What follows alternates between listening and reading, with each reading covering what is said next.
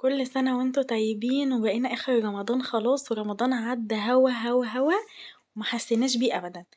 اوعي تشتري الفسيخ من بره تاني واعمليه في البيت بأسهل طريقة هتعجبك جدا جدا ومش هتبطلي تعمليه أبدا.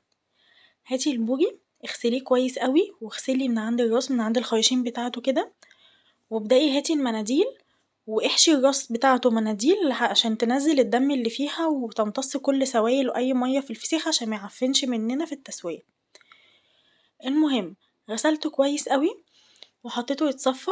بعد كده حشيت بعد ما اتصفى بقى ونشف خالص من المية بتاعته حشيت الراس بتاعته مناديل، وقلت ايه تمتص اي دم او اي سوائل في الفسيخ وكده عشان ما يرجعش الفسيخ يعفن مني بعد كده في التسوية. لازم اهم حاجة نكونوا سايبينه مدة طويلة حتى بره يصفي كل ميته، يعني اول ما نجيبه نغسله ونسيبه مثلا ايه ساعة ساعتين كده بره يصفي المية بتاعته.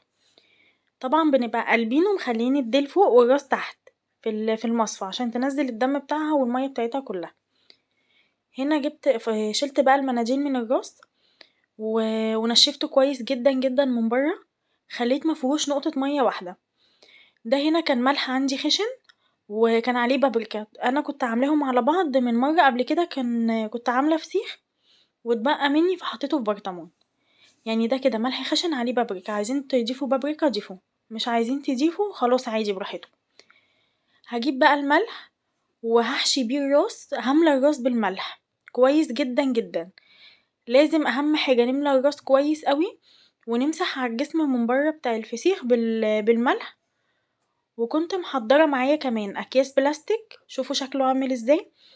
انا لازم املى الراس بتاعت الفسيخ كده من الملح كويس قوي علشان ما يطلعش عادب معايا كده، ملحه بيطلع مظبوط جدا. بصوا بقى هجيب بقى الملح على الجسم بتاع الفسيخة من بره، وهقوم جاية ايه حاطة الفسيخ في اكياس بلاستيك من اللي هي بتاعت التلاجة العادية.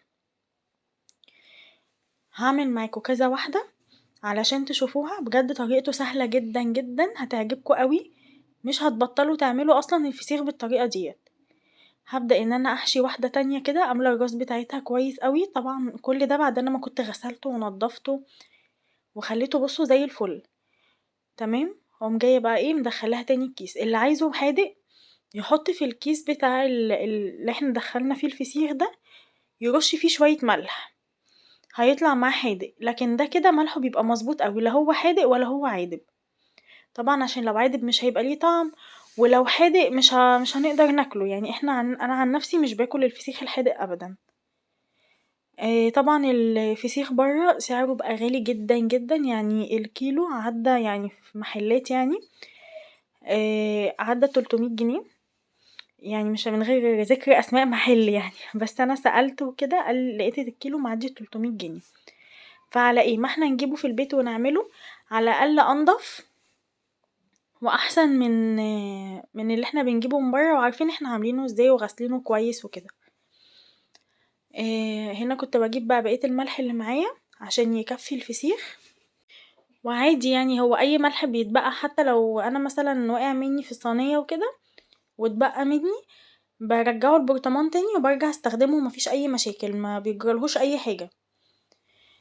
برضه هجيب كيسة تانية واقوم جاية بقى ايه معبية فيها الباقي. انا هنا حطيت كل اتنين في كيسة.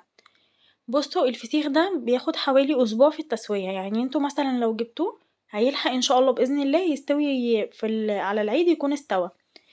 يعني مثلا تاكلوا منه اول يوم العيد او تاني يوم العيد بالكتير قوي هيبقى استوى وهيبقى طعمه زي العسل. لازم تجربوه طبعا. لو جبتوا حجم الفسيخ اصغر من كده هيستوى معاكم بسرعة قوي، يعني خلال 3-4 ايام يكون استوى. بس انا هنا جبت الحجم الوسط، انا والله كنت نازلة على اساس ان انا هجيب فسيخ حجمه كبير جدا، يعني انا كنت نازلة على اساس ان اجيب الفسيختين كيلو، ما لقيت كله بالحجم ده كان اكبر حاجة عند الراجل يعني عند المحل، فاضطريت ان انا اجيب الحجم ده. بس والله حجمه حلو جدا يعني كبير مش صغير. يعني مثلا التلات فسيخات كانوا كيلو تقريبا. بجد حجمه كان حلو جدا. يعني الواحدة تكفي فرد. جربوه قولولي رأيكم فيه في الكومنتات. تمام. بلاش بقى نجيب الفسيخ من برا طالما سعره لقيته غالي جدا، قلت لأ خلاص بلاش هجيبه من برا وهعمله في البيت. طبعا هي مش أول مرة أعمله، وكذا مرة كنت أعمله وأصوره معاكم وأنزله.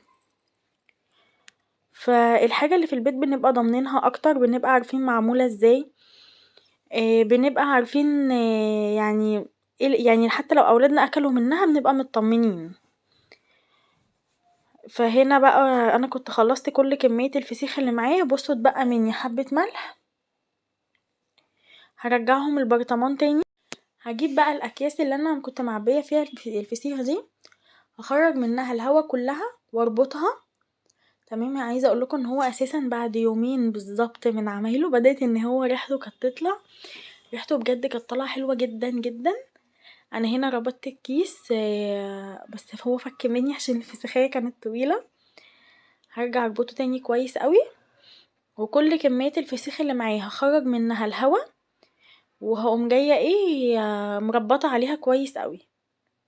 اهم حاجة نربط على الكيس كويس علشان يستوي وما يدخلوش اي بكتيريا، ما يدخلوش اي حاجة. والله بصوا كان يعني انا عملته بصراحة. هو انا لسه ما فتحتش عليه، يعني انا لسه هفتحه اول يوم العيد ان شاء الله. اول يوم العيد انزل لكم الفيديو بتاع خلي الفسيخ، هخليه وممكن كمان ليلة العيد اخليه ليلة العيد وكده وانزل الفيديو اول يوم العيد وتشوفوا الطريقة. بخليه بطريقة سهلة جدا جدا، وطريقته بتبقى حلوة قوي. من غير بقى ما نزفر الدنيا، من غير ما نشيل القشور اللي عليه من بره، من غير اي حاجة. بخليه بطريقة سهلة قوي. طبعا دي مش اول مرة اعمل معاكم فسيخ، انا عملته مرتين قبل كده ونزلته ونزلته كمان وانا بخليه. بس دوت انا قلت بقى انزل الطريقة دلوقتي علشان اللي حابب ان هو يعمل قبل العيد يعمل، بدل ما تشتروه من بره سعره غالي جدا. زي ما قلتلكوا انا لقيت الراجل عامل حوالي يعني كان 300 جنيه. يعني المنيو كان منزله وفيه ب300 فيه ب350 على حسب الحجم بقى. هنا جبت كيس بلاستيك اللي هو العادي، حطيت فيه الفسيخ كله مع بعض وهربط عليه، بس لقيت الكيس ده مقطوع فمش هطلعه منه، هسيبه كده زي ما هو.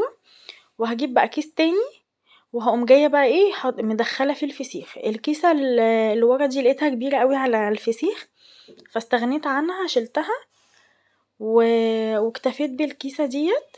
هنا دي كانت واحده تانية شبهها بتاعت الصعيدي برضو، بس الحجم التاني اصغر يعني. انا حطيته في كذا كيسه علشان ما فيش اي بكتيريا او اي حاجه ممكن تدخله. ده كده احفظ يعني اكتر حاجه امان للفسيخ. لو اول مره تشوفوني ادعموني بشير ولايك واشتراك في القناه.